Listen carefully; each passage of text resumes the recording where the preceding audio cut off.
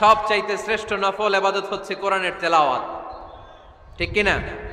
আল্লাহর হাবিব সাল্লাল্লাহু আলাইহি ওয়াসাল্লাম বললেন, নফল ইবাদতের মাধ্যমে আল্লাহর কাছে যেতে চাও, নৈকট্যপ্রাপ্ত বান্দা হতে চাও, আফদলুল ইবাদাতি তিলাওয়াতুল কোরআন।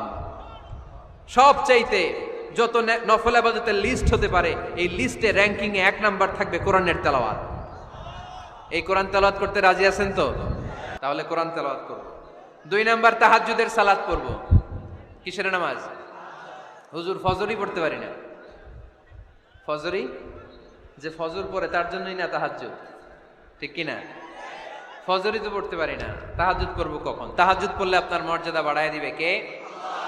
রব্বুল আলামিন বলেন, ওয়া মিনাল লাইলি ফাতাহাজ্জাদ বিহি নাফিলাতাল লাকা আসা আন ইয়াবআসাকা রাব্বুকা মাকামাম মাহমুদা। তাহাজ্জুদের নামাজ যারা পড়বে তাদের মর্যাদা বাড়িয়ে দেয় কে? কারণ ওই মুহূর্তে আল্লাহ প্রথম আকাশে নেমে আসেন আর ডাকে, আলা মিন মুস্তাগফিরিন আগফির আলা, কার ক্ষমা দরকার ক্ষমা চা, ক্ষমা করে দেব। আলা মিন মুস্তাকসিন আকসুলা, কার খাবারের দরকার পোশাকের দরকার চাও দিয়ে দেব। চাও, কার কি লাগবে চাও আমি দিয়ে দেব। এজন্য শেষ রাতের দোয়া আল্লাহ কবুল